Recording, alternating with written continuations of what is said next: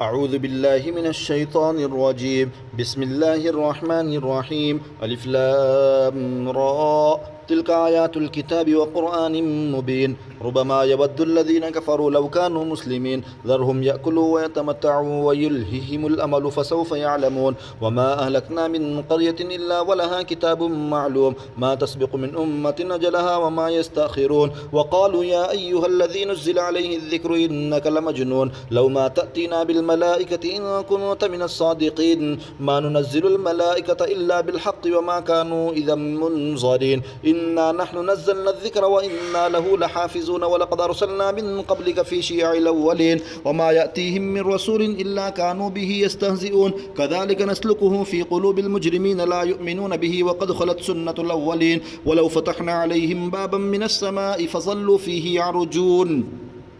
لقالوا إنما سكرت أبصارنا بل نحن قوم مسحورون ولقد جعلنا في السماء بروجا وزيناها للناظرين وحفظناها من كل شيطان رجيم إلا من استرق السمع فأتبعه شهاب مبين والأرض مددناها وألقينا فيها رواسي وأنبتنا فيها من كل شيء موزون وجعلنا لكم فيها معايش ومن لستم له برازقين وإن من شيء إلا عندنا خزائنه وما ننزله إلا بقدر معلوم وأرسلنا الرياح لواقح فأنزلنا من السماء ماء فأسقيناكموه وما أنتم له بخازنين وإنا لنحن نحيي ونميت ونحن الوارثون ولقد علمنا المستقدمين منكم ولقد علمنا المستأخرين وإن ربك هو يحشر إنه حكيم عليم ولقد خلقنا الإنسان من صلصال من حمأ مسنون والجان خلقناه من قبل من نار السموم وإذ قال ربك للملائكة إني خالق بشرا من صلصال من حمأ مسنون فإذا سويته ونفخت فيه من روحي فقعوا له ساجدين فسجد الملائكة كلهم أجمعون إلا إبليس أبى أن يكون مع الساجدين قال يا إبليس ما لك ألا تكون مع الساجدين قال لم أكن لأسجد لبشر خلقته من صلصال من حمأ مسنون قال فاخرج منها فإنك رجيم وإن عليك اللعنة إلى يوم الدين قال رب فأنظرني إلى يوم يبعثون قال فإنك من المنظرين إلى يوم الوقت المعلوم قال رب بما أغويتني لأزينن لهم في الأرض ولأغوينهم أجمعين إلا عبادك منهم المخلصين قال هذا صراط علي مستقيم إن عبادي ليس لك عليهم سلطان إلا من اتبعك من الغاوين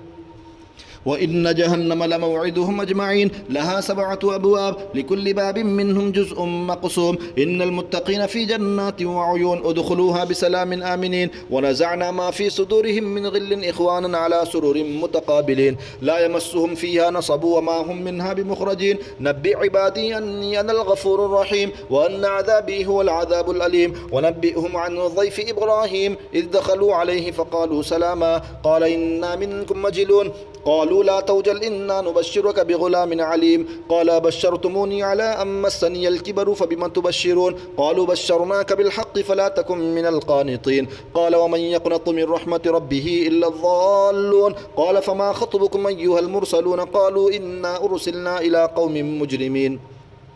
إلا آل لوط إنا لمنجوهم أجمعين إلا امرأته قدرنا إنها لمن الغابرين فلما جاء آل لوط المرسلون قال إنكم قوم منكرون قالوا بل جئناك بما كانوا فيه يمترون وأتيناك بالحق وإنا لصادقون فأسر بأهلك بقطع من الليل واتبع أدبارهم ولا يلتفت منكم أحد وامضوا حيث تؤمرون وقضينا إليه ذلك الأمر أن دابر هؤلاء مقطوع مصبحين وجاء أهل المدينة يستبشرون قال إن هؤلاء ضيفي فلا تفضحون واتقوا الله ولا تخزون قالوا أولم ننهك عن العالمين قال هؤلاء بناتي إن كنتم فاعلين لعمرك إنهم لفي سكرتهم يعمهون فأخذتهم الصيحة مشرقين فجعلنا عاليها سافلها وأمطرنا عليهم حجارة من سجيل إن في ذلك لآيات للمتوسمين وإنها لبسبيل مقيم إن في ذلك لآية للمؤمنين وإن كان أصحاب الأيكة لظالمين فانتقمنا منهم وإنهما لبإمام مبين ولقد كذب أصحاب الحجر المرسلين وآتيناهم آياتنا فكانوا عنها معرضين وكانوا ينحتون من الجبال بيوتا آمنين فأخذتهم الصيحة مصبحين فما أغنى عنهم ما كانوا يكسبون وما خلقنا السماوات والأرض وما بينهما إلا بالحق وإن الساعة لآتية فاصفح الصفح الجميل إن ربك هو الخلاق العليم ولقد آتيناك 7 من المثاني والقرآن العظيم لا تمدن عينيك إلى ما متعنا به أزواجا منهم ولا تحزن عليهم واخفض جناحك للمؤمنين وقل إني أنا النذير المبين كما أنزلنا على المقتسمين الذين جعلوا القرآن عظيم فوربك لنسألنهم أجمعين عما كانوا يعملون فاصدع بما تؤمر وأعرض عن المشركين إنا كفيناك المستهزئين الذين يجعلون مع الله إلها آخر فسوف يعلمون ولقد نعلم أنك يضيق صدرك بما يقولون فسبح بحمد ربك وكن من الساجدين واعبد ربك حتى يأتيك اليقين.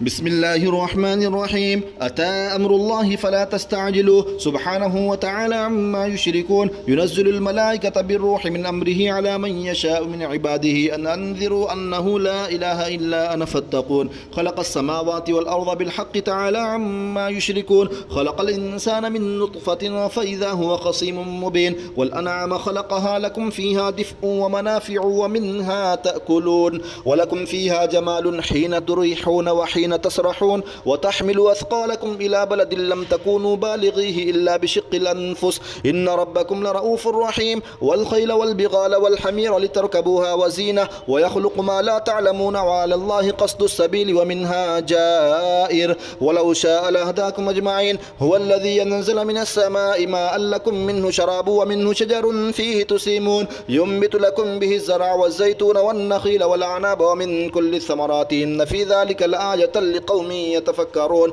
وسخر لكم الليل والنهار والشمس والقمر والنجوم مسخرات بأمره إن في ذلك لآيات لقوم يعقلون وما ذرأ لكم في الأرض مختلفا ألوانه إن في ذلك لآية لقوم يذكرون وهو الذي سخر البحر لتأكلوا منه لحما طريا وتستخرجوا منه حلة تلبسونها وترى الفلك مواخر فيه ولتبتغوا من فضله ولعلكم تشكرون وألقى في الأرض رواسي أن تميد بكم وأنهارا وسبلا لعلكم تهتدون وعلامات وبالنجم هم يهتدون أفمن يخلق كمن لا يخلق أفلا تذكرون وإن تعدوا نعمة الله لا تحصوها إن الله لغفور رحيم والله يعلم ما تسرون وما تعلنون والذين يدعون من دون الله لا يخلقون شيئا وهم يخلقون أموات غير أحياء وما يشعرون أيان يبعثون إلهكم إله واحد فالذين لا يؤمنون بالآخرة قلوبهم منكرة وهم مستكبرون لا جرم أن الله يعلم ما يسرون وما يعلنون إنه لا يحب المستكبرين وإذا قيل لهم ماذا أنزل ربكم قالوا أساطير الأولين ليحملوا أوزارهم كاملة يوم القيامة ومن أوزار الذين يضلونهم بغير علم ألا ساء ما يزرون قد مكر الذين من قبلهم فاتى الله بنيانهم من القواعد فخر عليهم السقف من فوقهم وآتاهم العذاب من حيث لا يشعرون ثم يوم القيامة يخزيهم ويقول أين شركائي الذين كنتم تشاقون فيهم قال الذين أوتوا العلم إن الخزي اليوم والسوء على الكافرين الذين تتوفاهم الملائكة ظالمي أنفسهم فألقوا السلام ما كنا نعمل من سوء بلى إن الله عليم بما كنتم تعملون فادخلوا أبواب جهنم خالدين فيها فلبئس مثوى المتكبرين وقيل للذين اتقوا ماذا أنزل ربكم قالوا خيرا للذين أحسنوا في هذه الدنيا حسنة ولدار الآخرة خير ولنعم دار المتقين جنات عدن يدخلونها تجري من تحتها الأنهار لهم فيها ما يشاءون كذلك يجزي الله المتقين الذين تتوفاهم الملائكة طيبين يقولون سلام عليكم ادخلوا الجنة بما كنتم تعملون هل ينظرون إلا أن تأتيهم الملائكة أو يأتي أمر ربك كذلك فعل الذين من قبلهم وما ظلمهم الله ولكن كانوا أنفسهم يظلمون فأصابهم سيئات ما عملوا وحاق بهم ما كانوا به يستهزئون وقال الذين أشركوا لو شاء الله ما عبدنا من دونه من شيء نحن ولا آباؤنا ولا حرمنا من دونه من شيء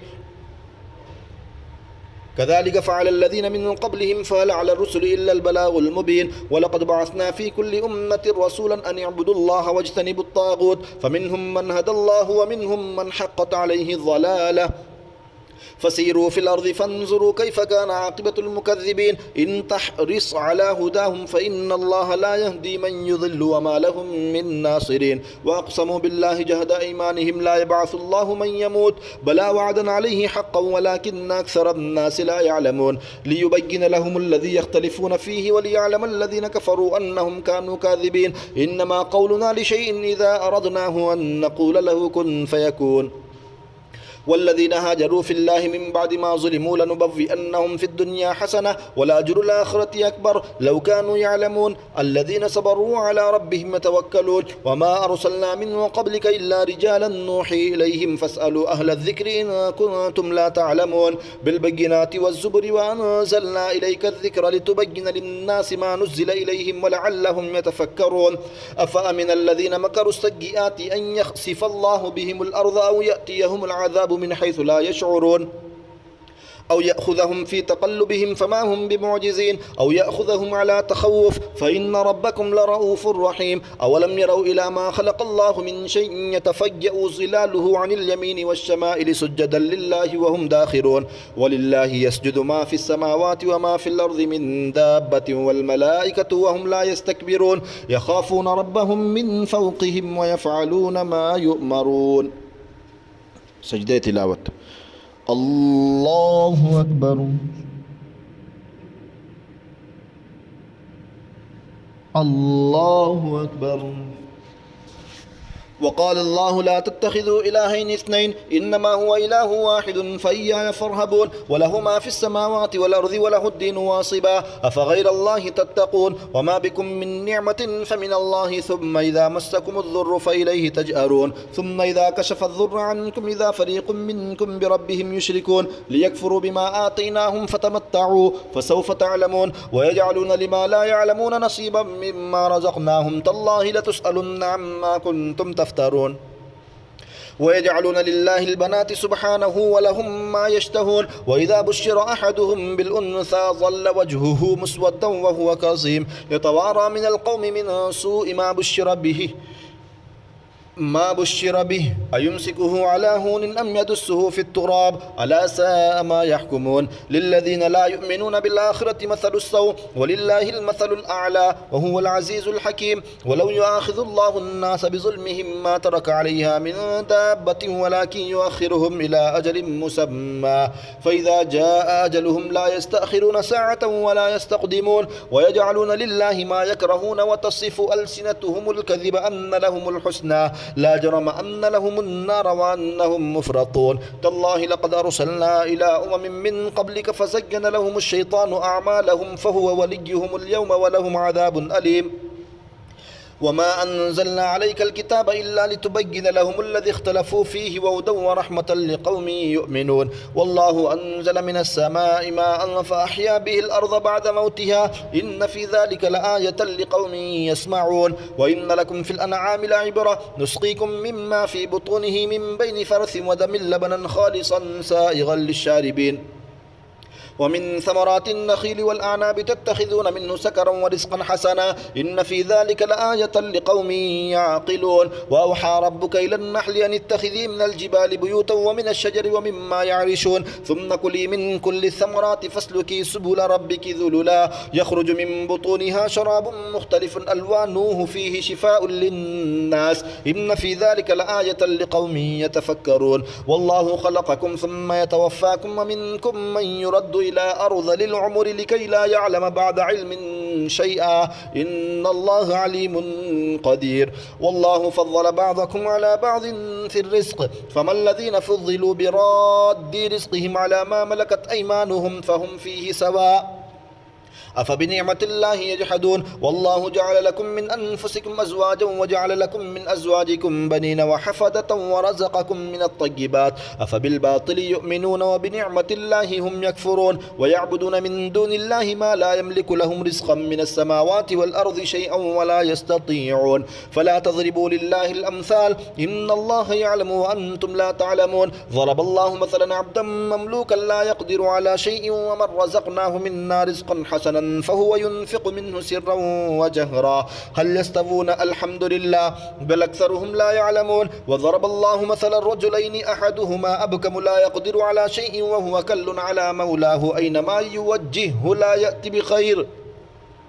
هل يستوي هو ومن يأمر بالعدل وهو على صراط مستقيم. ولله غيب السماوات والأرض وما أمر الساعة إلا كلمح البصر أو هو أقرب إن الله على كل شيء قدير. والله أخرجكم من بطون أمهاتكم لا تعلمون شيئا وجعل لكم السمع والأبصار والأفئدة لعلكم تشكرون. ألم يروا إلى الطير مسخرات في جو السماء ما يمسكهن إلا الله إن في ذلك لآيات لقوم يؤمنون. والله جعل لكم من بيوتكم سكنا وجعل لكم من جلود الأنعام بيوتا تستخفونها يوم ظعنكم ويوم إقامتكم ومن أصوافها وأوبادها وأشعارها أثاثا ومتاعا إلى حين. والله جعل لكم مما خلق ظلالا وجعل لكم من الجبال أكنانا وجعل لكم سرابيل تقيكم الحر وسرابيل تقيكم بأسكم كذلك يتم نعمته عليكم لعلكم تسلمون. فإن تولوا فإنما عليك البلاغ المبين يعرفون نعمة الله ثم ينكرونها وأكثرهم الكافرون. ويوم نبعث من كل أمة شهيدا ثم لا يؤذن للذين كفروا ولا هم يستعتبون. وإذا رأى الذين ظلموا العذاب فلا يخفف عنهم ولا هم ينظرون. وإذا رأى الذين أشركوا شركاءهم قالوا ربنا هؤلاء شركاؤنا الذين كنا ندعو من دونك فألقوا إليهم القول إنكم لكاذبون. وألقوا إلى الله يومئذ السلم وضل عنهم ما كانوا يفترون. الذين كفروا وصدوا عن سبيل الله زدناهم عذابا فوق العذاب بما كانوا يفسدون. ويوم نبعث في كل أمة شهيدا عليهم من أنفسهم وجئنا بك شهيدا على هؤلاء ونزلنا عليك الكتاب تبيانا لكل شيء وهدى ورحمة وبشرى للمسلمين. إن الله يأمر بالعدل والإحسان وإيتاء ذي القربى وينهى عن الفحشاء والمنكر والبغي يعظكم لعلكم تذكرون. وأوفوا بعهد الله إذا عاهدتم ولا تنقضوا الأيمان بعد توكيدها وقد جعلتم الله عليكم كفيلا إن الله يعلم ما تفعلون. ولا تكونوا كالتي نقضت غزلها من بعد قوة أنكاثا تتخذون أيمانكم دخلا بينكم أن تكون أمة هي أربى من أمة إنما يبلوكم الله به وليبينن لكم يوم القيامة ما كنتم فيه تختلفون.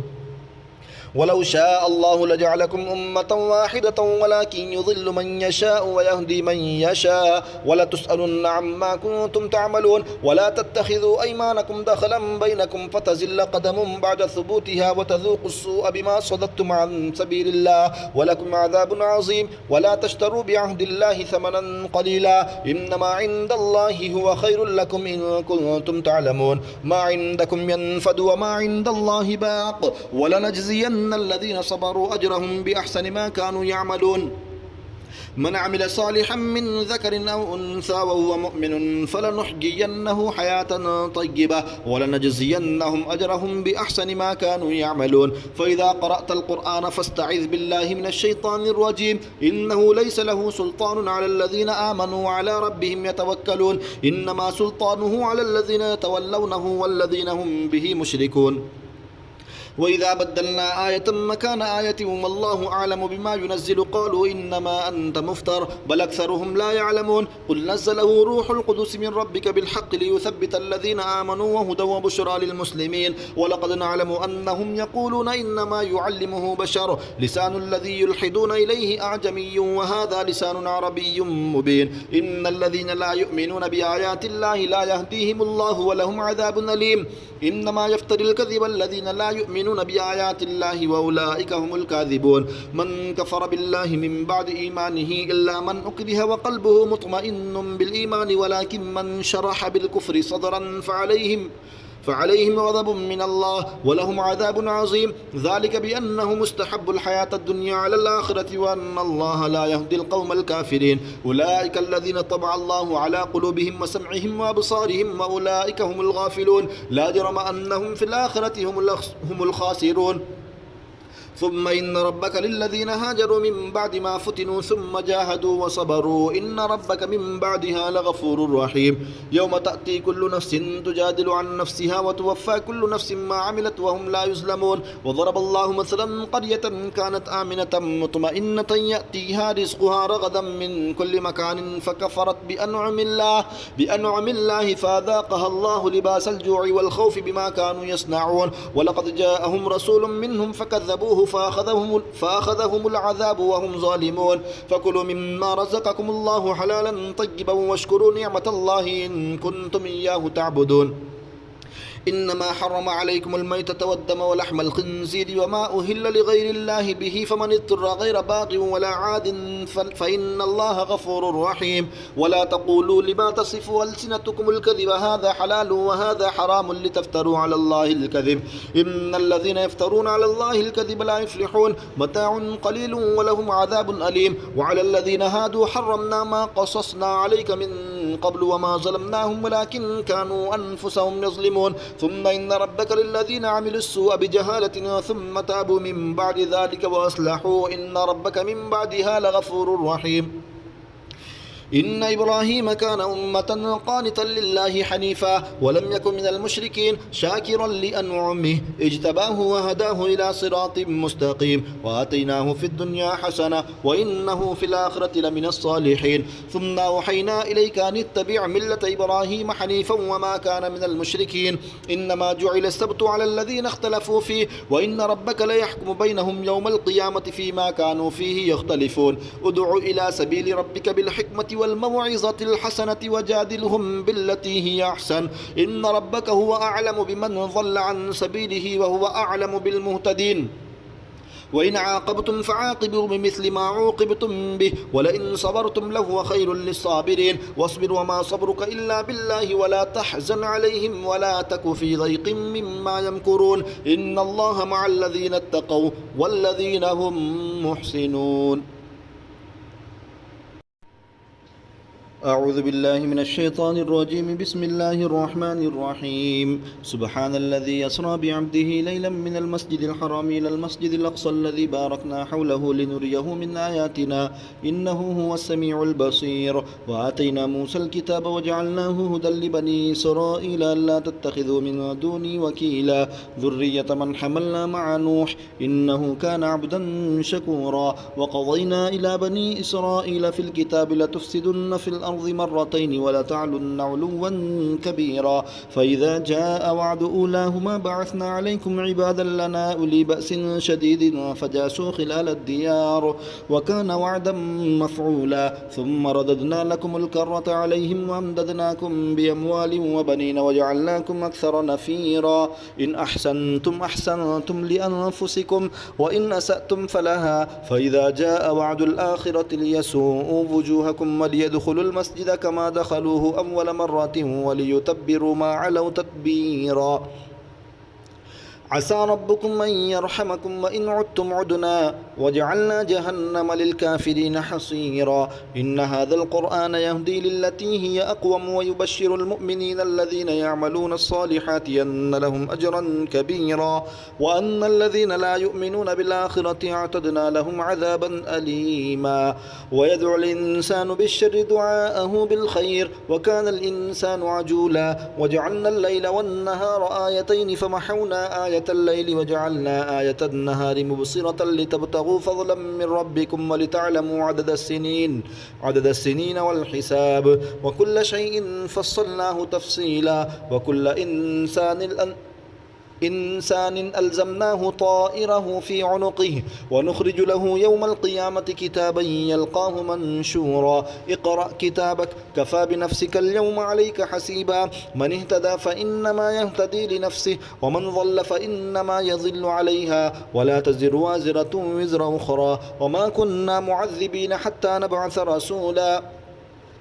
وإذا أردنا أن نهلك قرية أمرنا متر فيها ففسقوا فيها فحق عليها القول فدمرناها تدميرا وكم أهلكنا من القرون من بعد نوح وكفى بربك بذنوب عباده خبيرا بصيرا من كان يريد العاجلة عجلنا له فيها ما نشاء لمن نريد ثم جعلنا له جهنم يصلاها مذموما مدحورا ومن أراد الآخرة وسعى لها سعيها وهو مؤمن فأولئك كان سعيهم مشكورا كلا نمد هؤلاء وهؤلاء من عطاء ربك وما كان عطاء ربك محظورا انظر كيف فضلنا بعضهم على بعض وللآخرة أكبر درجات وأكبر تفضيلا لا تجعل مع الله إلها آخر فتقعد مذموما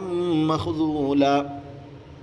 وقضى ربك ألا تعبدوا إلا إياه وبالوالدين إحسانا إما يبلغن عندك الكبر أحدهما أو كلاهما فلا تقل لهما أف ولا تنهرهما وقل لهما قولا كريما واخفض لهما جناح الذل من الرحمة وقل رب ارحمهما كما ربياني صغيرا ربكم أعلم بما في نفوسكم إن تكونوا صالحين فإنه كان للأوابين غفورا وآت ذا القربى حقه والمسكين وابن السبيل ولا تبذر تبذيرا إن المبذرين كانوا إخوان الشياطين وكان الشيطان لربه كفورا وإما تعرضن عنهم ابتغاء رحمة من ربك ترجوها فقل لهم قولا ميسورا ولا تجعل يدك مغلولة إلى عنقك ولا تبسطها كل البسط فتقعد ملوما محسورا إن ربك يبسط الرزق لمن يشاء ويقدر إنه كان بعباده خبيرا بصيرا ولا تقتلوا أولادكم خشية إملاق نحن نرزقهم وإياكم إن قتلهم كان خطأ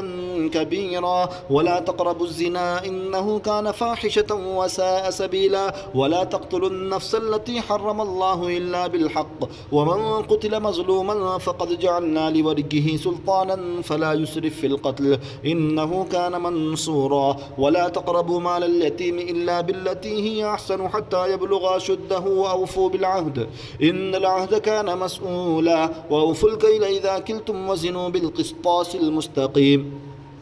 ذلك خير وأحسن تأويلا ولا تقف ما ليس لك به علم إن السمع والبصر والفؤاد كل أولئك كان عنه مسؤولا ولا تمش في الأرض مرحا إنك لن تخرق الأرض ولن تبلغ الجبال طولا كل ذلك كان سيئه عند ربك مكروها ذلك مما أوحى إليك ربك من الحكمة ولا تجعل مع الله إلها آخر فتلقى في جهنم ملوما مدحورا أفأصفاكم ربكم بالبنين واتخذ من الملائكة إناثا إنكم لتقولون قولا عظيما ولقد صرفنا في هذا القرآن ليذكروا وما يزيدهم إلا نفورا قل لو كان معه آلهة كما يقولون إذا لابتغوا إلى ذي العرش سبيلا سبحانه وتعالى عما يقولون علوا كبيرا تسبح له السماوات السبع والأرض ومن فيهن وإن من شيء إلا يسبح بحمده ولكن لا تفقهون تسبيحهم إنه كان حليما غفورا وإذا قرأت القرآن جعلنا بينك وبين الذين لا يؤمنون بالآخرة حجابا مستورا وجعلنا على قلوبهم مكنة أن يفقهوه وفي آذانهم وقرا وإذا ذكرت ربك في القرآن وحده ولوا على أدبارهم نفورا نحن أعلم بما يستمعون به إذ يستمعون إليك وإذ هم نجوى إذ يقول الظالمون إن تتبعون إلا رجلا مسحورا انظر كيف ضربوا لك الأمثال فضلوا فلا يستطيعون سبيلا وقالوا أئذا كنا عظاما ورفاتا إنا لمبعوثون خلقا جديدا قل كونوا حجارة أو حديدا أو خلقا مما يكبر في صدوركم فسيقولون من يعيدنا قل الذي فطركم أول مرة فسينغضون إليك رؤوسهم ويقولون متاه قل عسى أن يكون قريبا يوم يدعوكم فتستجيبون بحمده وتظنون إن لبثتم إلا قليلا وقل لعبادي يقولوا بالتي هي أحسن إن الشيطان ينزغ بينهم إن الشيطان كان للإنسان عدوا مبينا ربكم أعلم بكم إن يشأ يرحمكم أو إن يشأ يعذبكم وما أرسلناك عليهم وكيلا وربك أعلم بمن في السماوات والأرض ولقد فضلنا بعض النبيين على بعض وآتينا داود زبورا قل ادعوا الذين زعمتم من دونه فلا يملكون كشف الضر عنكم ولا تحويلا أولئك الذين يدعون يبتغون إلى ربهم الوسيلة أيهم أقرب ويرجون رحمته ويخافون عذابه إن عذاب ربك كان محذورا وإن من قرية إلا نحن مهلكوها قبل يوم القيامة أو معذبوها عذابا شديدا كان ذلك في الكتاب مسطورا وما منعنا أن نرسل بالآيات إلا أن كذب بها الأولون وآتينا ثمود الناقة مبصرة فظلموا بها وما نرسل بالآيات إلا تخويفا وإذ قلنا لك إن ربك أحاط بالناس وما جعلنا الرؤيا التي يريناك إلا فتنة للناس والشجرة الملعونة في القرآن ونخوفهم فما يزيدهم إلا طغيانا كبيرا وإذ قلنا للملائكة اسجدوا لآدم فسجدوا إلا إبليس قال أأسجد لمن خلقت طينا قال أرأيتك هذا الذي كرمت علي لئن أخرتني إلى يوم القيامة لأحتنكن ذريته إلا قليلا قال اذهب فمن تبعك منهم فإن جهنم جزاؤكم جزاء موفورا واستفزز من استطعت منهم بصوتك وأجلب عليهم بخيلك ورجلك وشاركهم في الأموال والأولاد وعدهم وما يعدهم الشيطان إلا غرورا إن عبادي ليس لك عليهم سلطان وكفى بربك وكيلا ربكم الذي يزجي لكم الفلك في البحر لتبتغوا من فضله إنه كان بكم رحيما وإذا مسكم الضر في البحر ضل من تدعون إلا إياه فلما نجاكم من البر أعرضتم وكان الإنسان كفورا أفأمنتم أن يخسف بكم جانب البر أو يرسل عليكم حاصبا ثم لا تجدوا لكم وكيلا أم أمنتم أن يعيدكم فيه تارة أخرى فيرسل عليكم قاصفا من الريح فيغرقكم بما كفرتم ثم لا تجدوا لكم علينا به تبيعا ولقد كرمنا بني آدم وحملناهم في البر والبحر ورزقناهم من الطيبات وفضلناهم على كثير ممن خلقنا تفضيلا يوم ندعو كل أناس بإمامهم فمن أوتي كتابه بيمينه فأولئك يقرؤون كتابهم لا يظلمون فتيلا ومن كان في هذه أعمى فهو في الآخرة أعمى وأضل سبيلا وإن كادوا ليفتنونك عن الذي أوحينا إليك لتفتري علينا غيره وإذا لاتخذوك خليلا ولولا أن ثبتناك لقد كدت تركن إليهم شيئا قليلا إذا لاذقناك ضيف الحياة وضيف الممات ثم لا تجد لك علينا نصيرا وإن كادوا ليستفزونك من الأرض ليخرجوك منها وإذا لا يلبثون خلافك إلا قليلا سنة من قد أرسلنا قبلك من رسلنا ولا تجد لسنتنا تحويلا أقم الصلاة لدلوك الشمس إلى غسق الليل وقرآن الفجر إن قرآن الفجر كان مشهودا ومن الليل فتهجد به نافلة لك عسى أن يبعثك ربك مقاما محمودا وقل رب أدخلني مدخل صدق وأخرجني مخرج صدق واجعل لي من لدنك سلطانا نصيرا وقل جاء الحق وزهق الباطل إن الباطل كان زهوقا وننزل من القرآن ما هو شفاء ورحمة للمؤمنين ولا يزيد الظالمين إلا خسارا وإذا أنعمنا على الإنسان أعرض ونأى بجانبه وإذا مسه الشر كان يئوسا قل كل يعمل على شاكلته فربكم أعلم بمن هو أهدى سبيلا ويسألونك عن الروح قل الروح من أمر ربي وما أوتيتم من العلم إلا قليلا ولئن شئنا لنذهبن بالذي أوحينا إليك ثم لا تجد لك به علينا وكيلا إلا رحمة من ربك إن فضله كان عليك كبيرا قل لئن اجتمعت الإنس والجن على أن يأتوا بمثل هذا القرآن لا يأتون بمثله ولو كان بعضهم لبعض ظهيرا ولقد صرفنا للناس في هذا القرآن من كل مثل فأبى أكثر الناس إلا كفورا وقالوا لن نؤمن لك حتى تفجر لنا من الأرض ينبوعا أو تكون لك جنة من نخيل وعنب فتفجر الأنهار خلالها تفجيرا أو تسقط السماء كما زعمت علينا كسفا أو تأتي بالله والملائكة قبيلا أو يكون لك بيت من زخرف أو ترقى في السماء ولن نؤمن لرقيك حتى تنزل علينا كتابا نقرأه قل سبحان ربي هل كنت إلا بشرا رسولا وما منع الناس أن يؤمنوا إذ جاءهم الهدى إلا أن قالوا أبعث الله بشرا رسولا قل لو كان في الأرض ملائكة يمشون مطمئنين لنزلنا عليهم من السماء ملكا رسولا قل كفى بالله شهيدا بيني وبينكم إنه كان بعباده خبيرا بصيرا ومن يهد الله فهو المهتد ومن يضلل فلن تجد لهم أولياء من دونه ونحشرهم يوم القيامة على وجوههم عميا وبكما وصما مأواهم جهنم كلما خبت زدناهم سعيرا ذلك جزاؤهم بأنهم كفروا بآياتنا وقالوا أئذا كنا عظاما ورفاتا أئنا لمبعوثون خلقا جديدا أولم يروا أن الله الذي خلق السماوات والأرض قادر على أن يخلق مثلهم وجعل لهم أجلا لا ريب فيه فأبى الظالمون إلا كفورا قل لو أنتم تملكون خزائن رحمة ربي إذا لأمسكتم خشية الإنفاق وكان الإنسان قتورا ولقد آتينا موسى 9 آيات بينات فاسأل بني إسرائيل إذ جاءهم فقال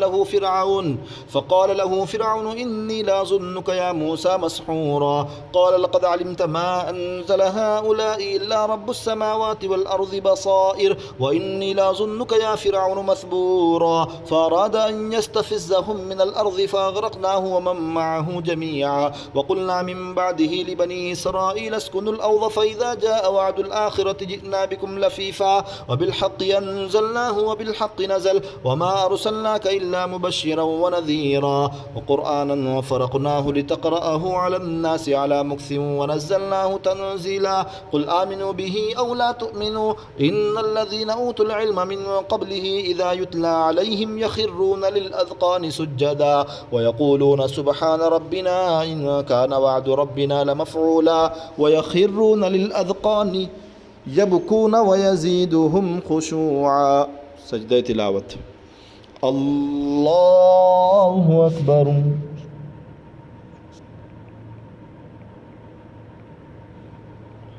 الله أكبر. قل ادعوا الله أو ادعوا الرحمن أيما تدعوا فله الأسماء الحسنى ولا تجهر بصلاتك ولا تخافت بها وابتغ بين ذلك سبيلا وقل الحمد لله الذي لم يتخذ ولدا ولم يكن له شريك في الملك ولم يكن له ولي من الذل وكبره تكبيرا. بسم الله الرحمن الرحيم. الحمد لله الذي أنزل على عبده الكتاب ولم يجعل له عوجا قيما لينذر بأسنا شديدا من لدنه ويبشر المؤمنين الذين يعملون الصالحات أن لهم أجرا حسنا ماكثين فيه أبدا وينذر الذين قالوا اتخذ الله ولدا ما لهم به من علم ولا لآبائهم كبرت كلمة تخرج من أفواههم إن يقولون إلا كذبا فلعلك باخع نفسك على آثارهم إن لم يؤمنوا بهذا الحديث أسفا إنا جعلنا ما على الأرض زينة لها لنبلوهم أيهم أحسن عملا وإنا لجاعلون ما عليها صعيدا جرزا أم حسبت أن أصحاب الكهف والرقيم كانوا من آياتنا عجبا إذ أوى الفتية إلى الكهف فقالوا ربنا آتنا من لدنك رحمة وهيئ لنا من أمرنا رشدا فضربنا على آذانهم في الكهف سنين عددا ثم بعثناهم لنعلم أي الحزبين أحصى لما لبثوا أمدا.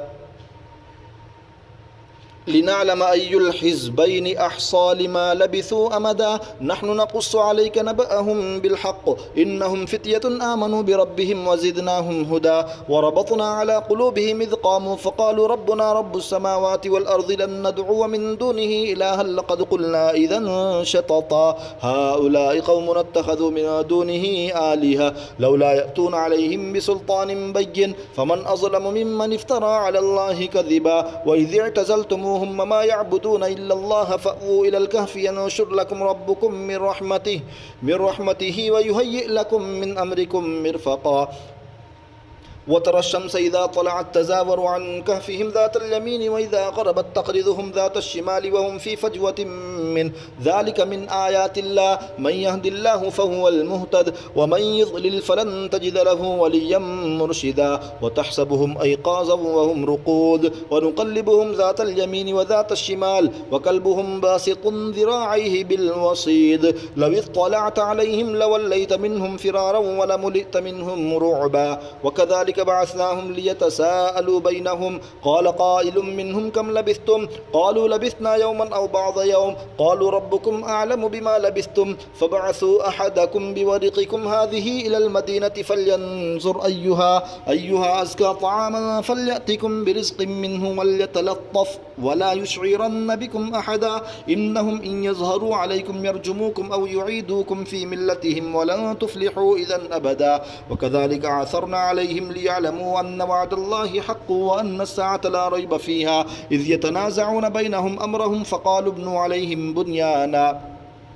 ربهم أعلم بهم قال الذين غلبوا على أمرهم لنتخذن عليهم مسجدا سيقولون ثلاثة رابعهم كلبهم ويقولون خمسة سادسهم كلبهم رجما بالغيب ويقولون سبعة وثامنهم كلبهم قل ربي أعلم بعدتهم ما يعلمهم إلا قليل فلا تمار فيهم إلا مراء ظاهرا ولا تستفت فيهم منهم أحدا ولا تقولن لشيء إني فاعل ذلك غدا إلا أن يشاء الله واذكر ربك إذا نسيت وقل عسى أن يهديني ربي لأقرب من هذا رشدا ولبثوا في كهفهم 300 سنين وازدادوا 9 قل الله أعلم بما لبثوا له غيب السماوات والأرض يبصر به وأسمع ما لهم من دونه من ولي ولا يشرك في حكمه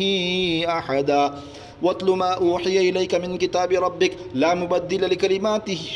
ولن تجد من دونه ملتحدا واصبر نفسك مع الذين يدعون ربهم بالغداة والعشي يريدون وجهه ولا تعد عيناك عنهم تريد زينة الحياة الدنيا ولا تطيع من أغفلنا قلبه عن ذكرنا واتبع هواه وكان أمره فرطا وقل الحق من ربكم فمن شاء فليؤمن ومن شاء فليكفر إنا أعتدنا للظالمين نارا أحاط بهم سرادقها وإن يستغيثوا يغاثوا بماء كالمهل يشفي الوجوه بئس الشراب وساءت مرتفقا إن الذين آمنوا وعملوا الصالحات إنا لا نضيع أجر من أحسن عملا أولئك لهم جنات عدن تجري من تحتهم الأنهار يحلون فيها من أساور من ذهب ويلبسون ثيابا خضرا من سندس واستبرق متكئين فيها على الأرائك نعم الثواب وحسنت مرتفقا واضرب لهم مثل الرجلين جعلنا لأحدهما جنتين من عناب وحففناهما بنخل وجعلنا بينهما زرعا كلتا الجنتين آتت أكلها ولم تظلم منه شيئا وفجرنا خلالهما نهرا وكان له ثمر فقال لصاحبه وهو يحاوره أنا أكثر منك مالا وأعز نفرا